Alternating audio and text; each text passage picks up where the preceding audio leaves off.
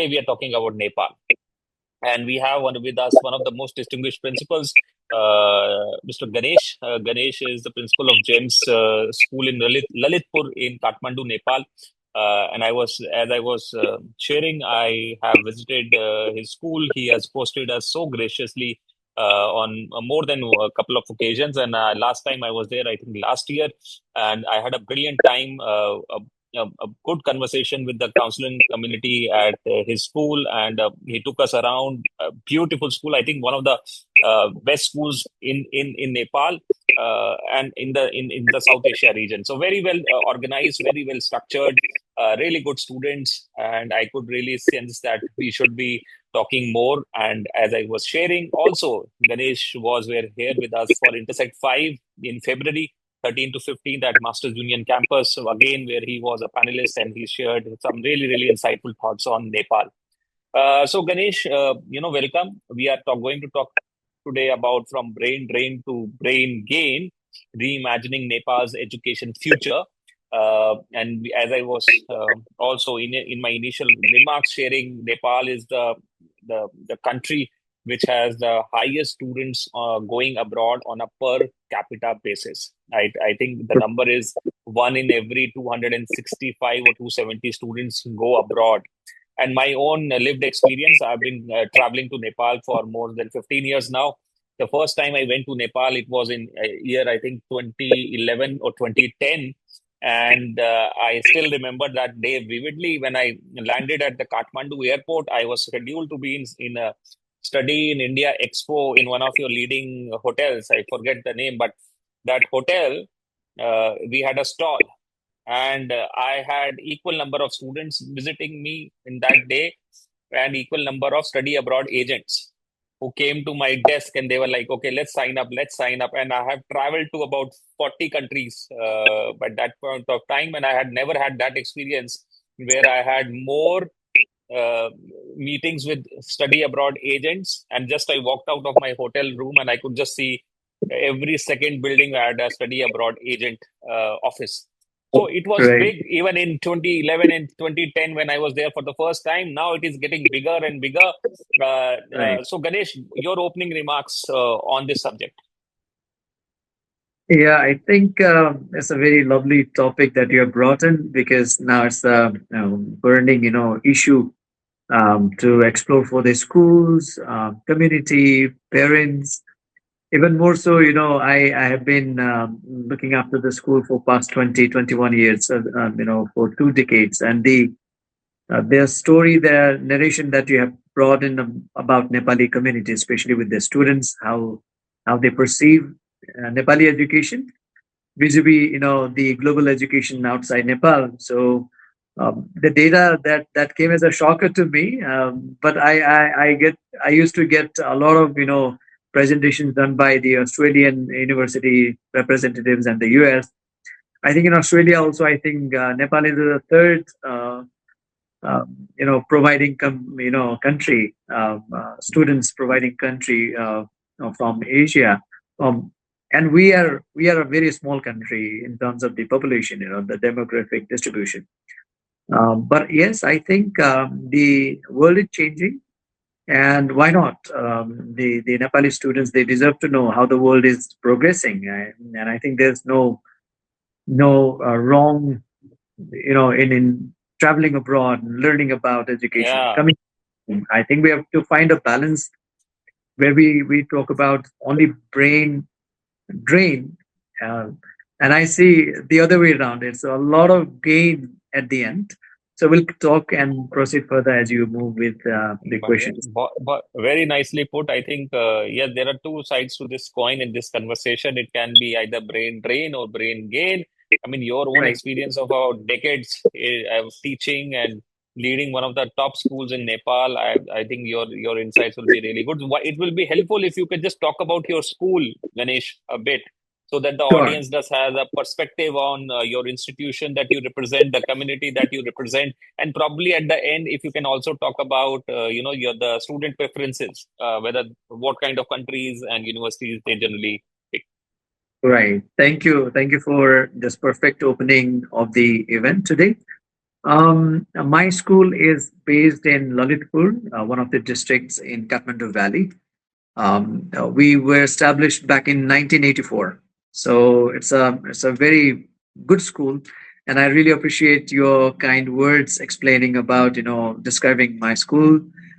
We have been awarded in national platforms for wonderful results, academic results. At the same time, we have been promoting sports education, sports science, and sports activities on campus, because that is one way of teaching students these soft skills, the leadership, bouncing back quality.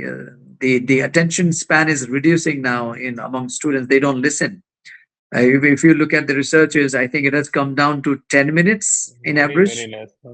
lower I than don't that. think So, it's even 10 minutes now. so, You are a teacher, I am a faculty. It's very difficult to grab attention of the students these days. so as a school, we are trying to balance that, these skills to be taught to the students. And as a school, we have been focusing on how we can balance the healthy mind and healthy body at the same I time. So, remember you showed me so many nice fields, sporting fields when you were taking me around. I still remember, yeah. Very nice we, campus you have, and focus on we sports. have I saw that. right. We have a wonderful, football ground with floodlights. We can have the evening matches. It becomes a lovely campus in the evenings.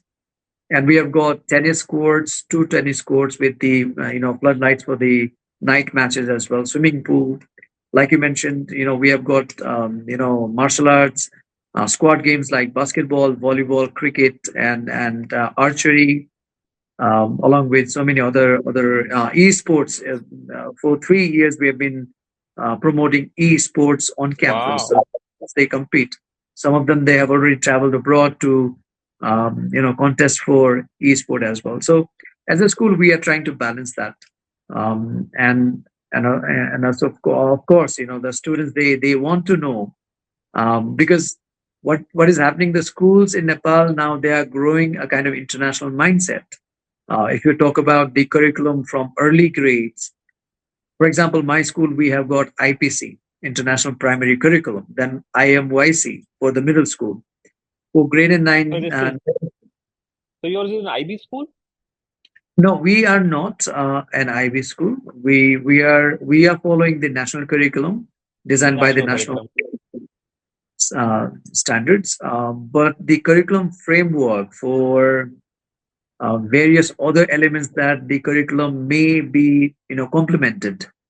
So we have the framework in place from the UK, and in grade 9 and 10 we have got the IGCSE framework, just to bring that kind of transition where the students they know how to write, how to understand the questions.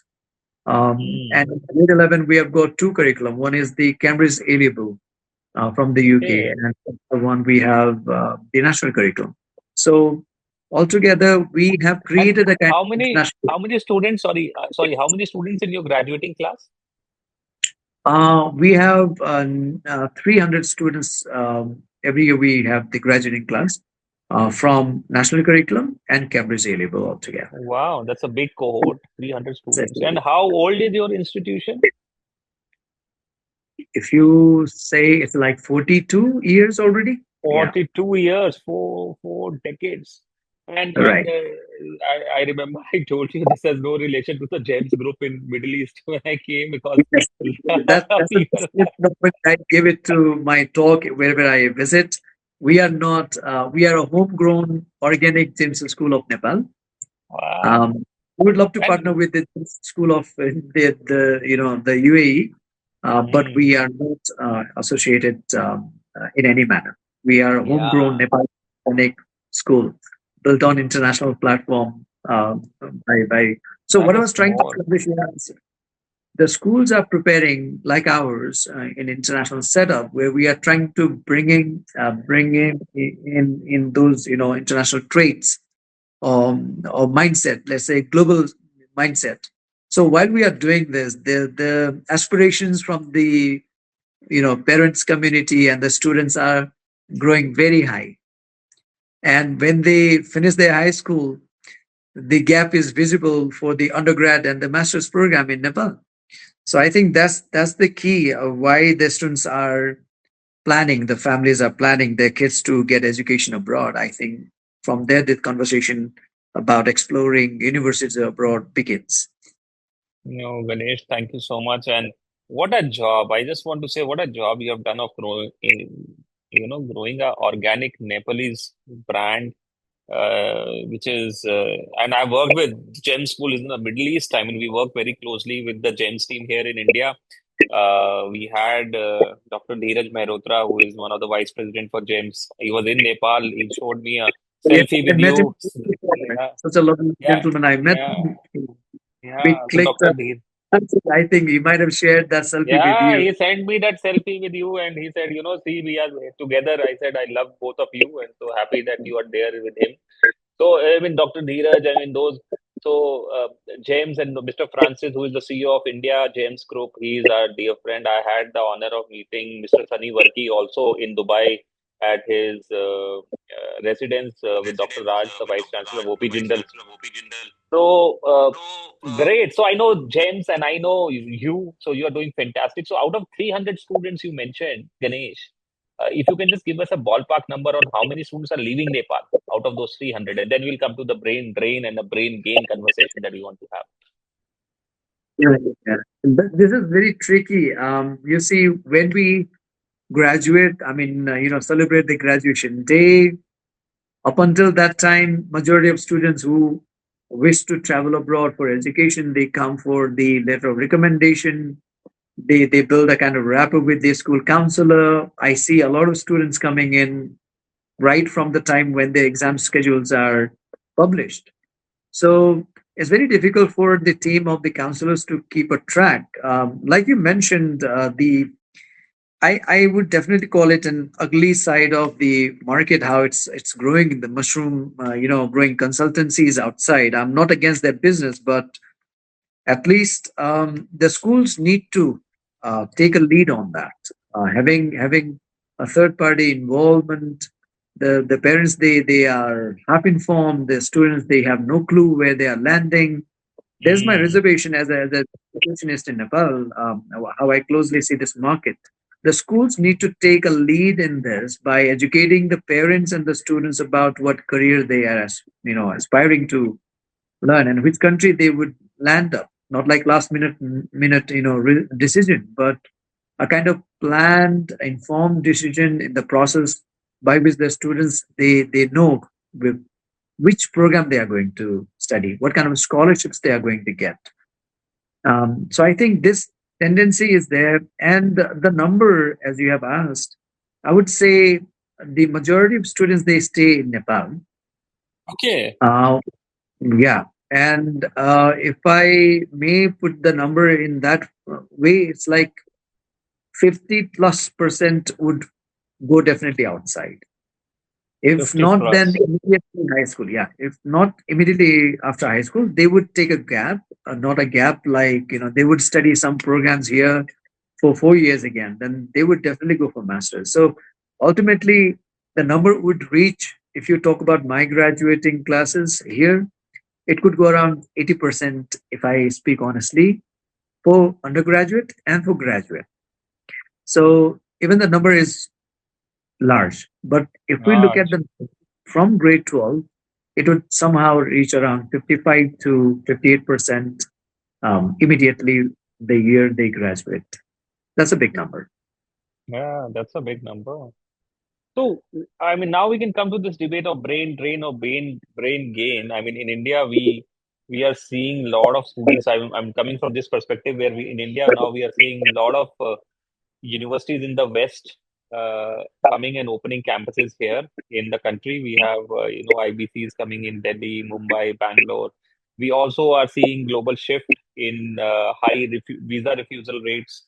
It is getting more costly. I mean, the rupee to dollar conversion is becoming very, very expensive. I'm sure it is the same story in Nepal. So the costs are going high. And in India, we are also talking about, why don't, and I know Nepal also recently underwent a political transformation with the new young prime minister, new young government.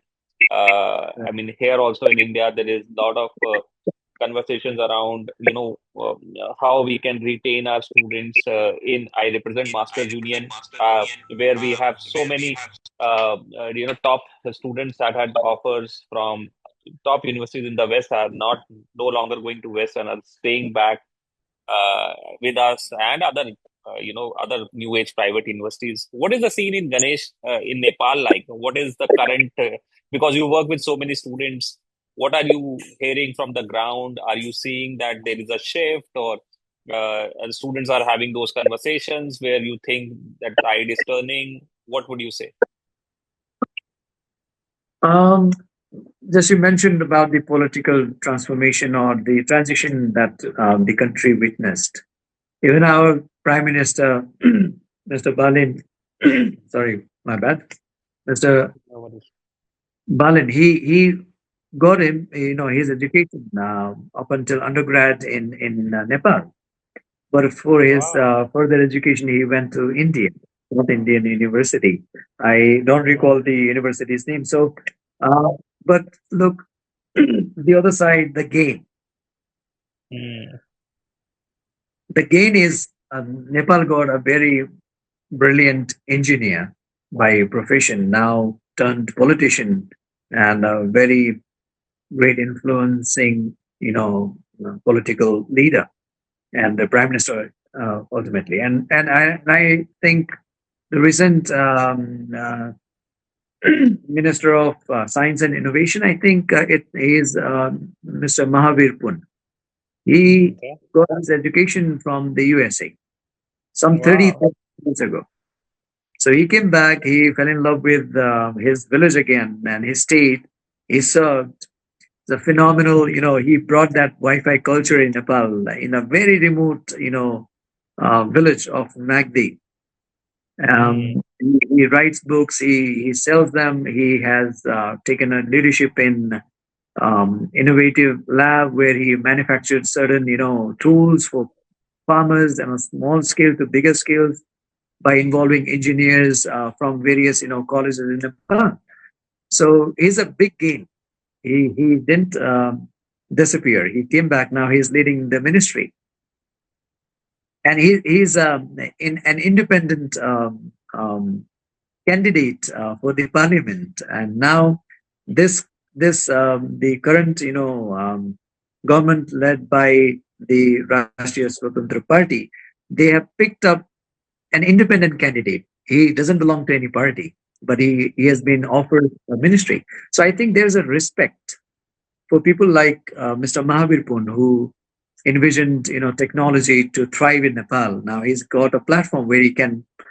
He's in 70s. Can you imagine a Genji revolution turned into a kind of beautiful change? Though there wow. was a lot of loss, but and there is another minister for finance. Is such a learned person, Dr. Swarnim Bagli. I'm mentioning the name because he also got education up to his undergrad and some masters in Nepal.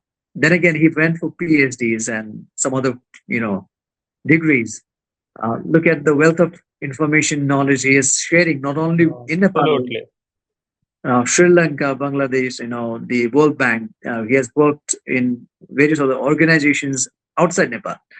Is such a phenomenal, visionary finance minister. So he's back.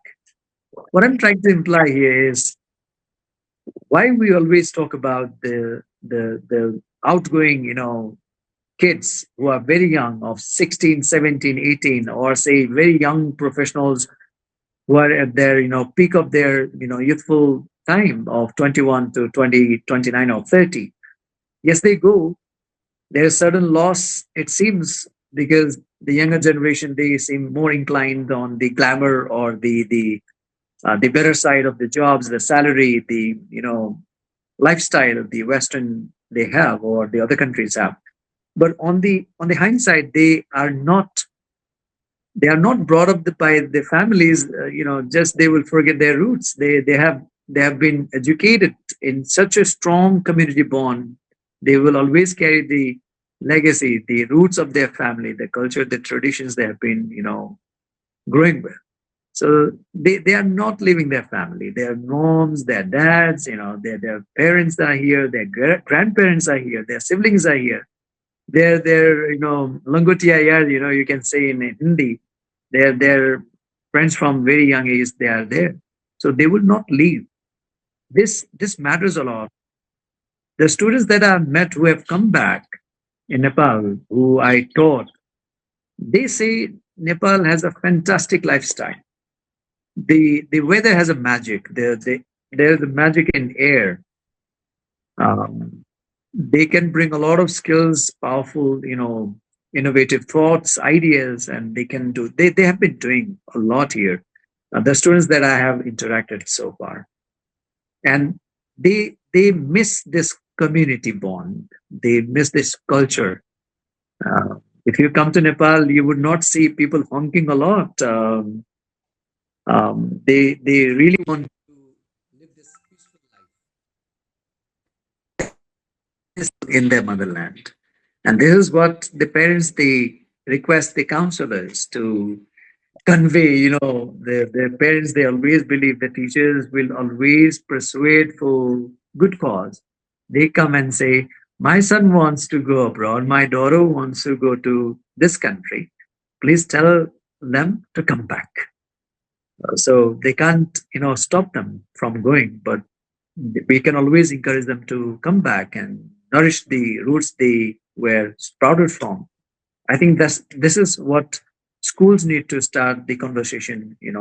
Having this conversation in faculty room, classrooms, and the teachers should also be able to showcase what wealth we have in our country, and then they can come back. But while I say it's more patriotic or emotional kind of indicator, but at the same time, the government needs to open avenues for these young generations because now as I started, like the aspirations are really very high.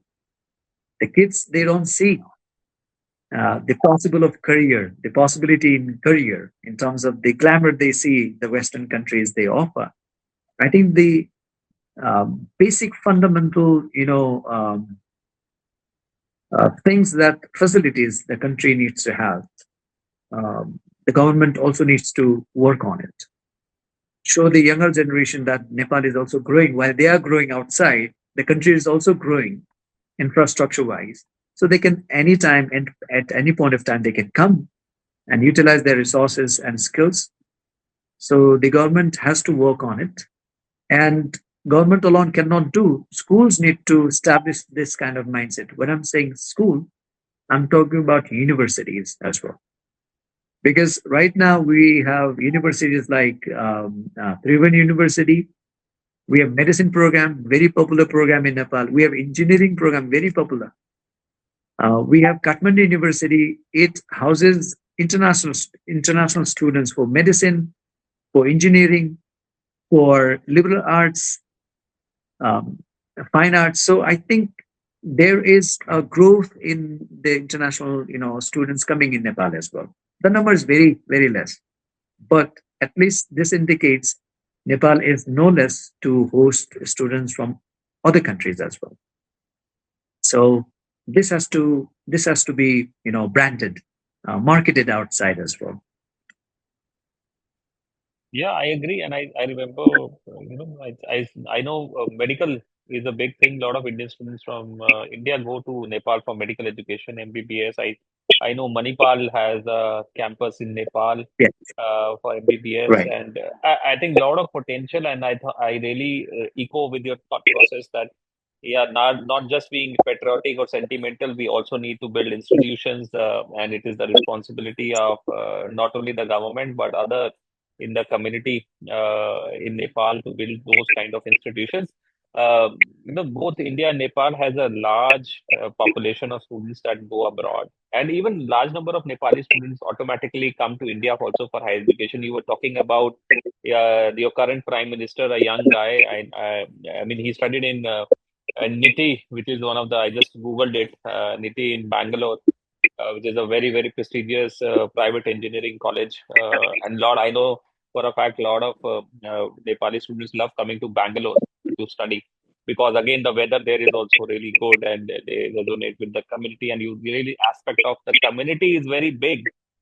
And I Right. think you are absolutely correct. When I traveled in Nepal, uh, no matter how much the traffic, I've rarely seen people honk their cars and be in a hurry to step over the other person. So I think those kind of finer things, and I think the similar similarities when I travel to Bhutan. A big community of Bhutanese students also travel abroad, especially Australia, Japan, those kind of places. The same as Nepal. Again, when I speak to educators there, because yours are beautiful countries. I mean, really Himalayan kingdoms, and so that weather, that community, that strong trust and strong bonds that we don't students don't see that feel that as an advantage until unless they've gone abroad, and when they start missing that, then they realize, oh, this is something that I had given it my home.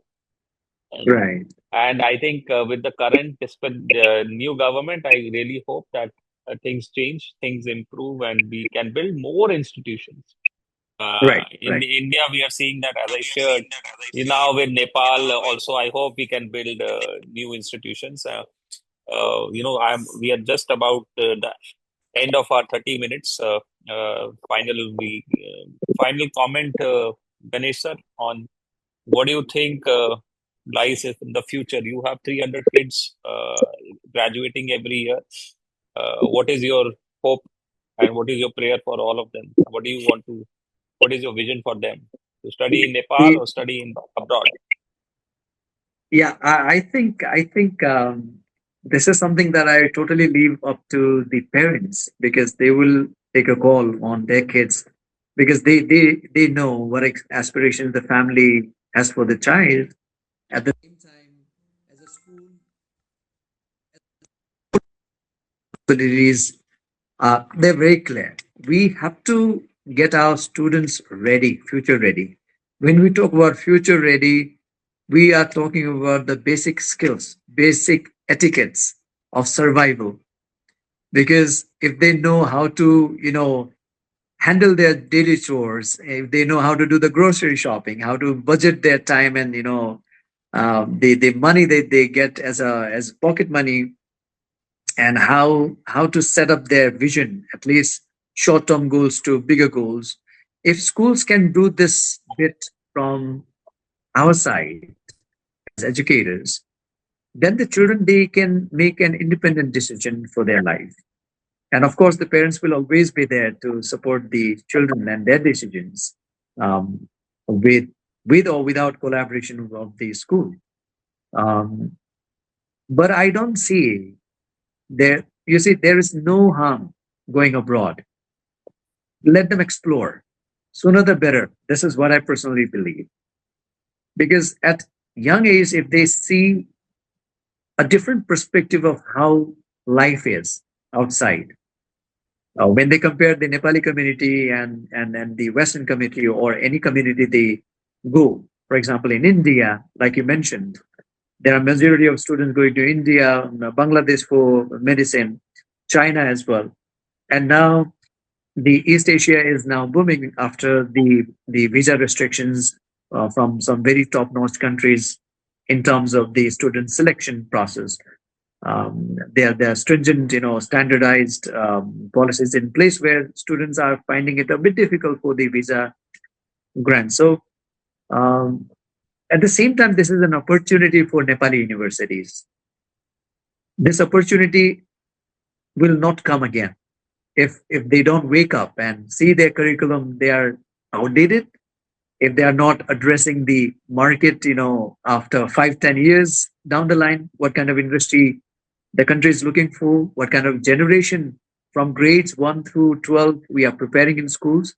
If they don't, try to understand the gaps we are creating as a community in Nepal, I think this brain drain will be a kind of taboo for many. But as an educator, as an individual, I see there's a lot of opportunity for students to explore and see the global mindedness. And once they explore Yeah, that, learn, and they work in that community for at least 1 year, then they will get the value of the community they were brought up in. Then they can come back and do the real magic. So um, I think it's the school's role to get the students ready with the skills required.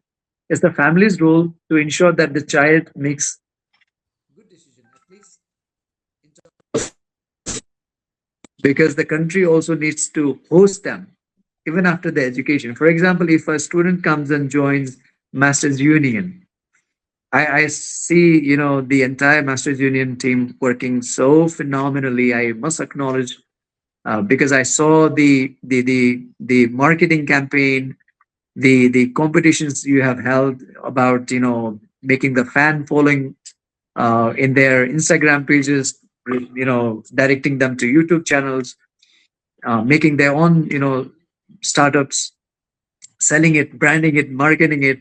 There's the real beauty, the strength of a university, that you envision for future.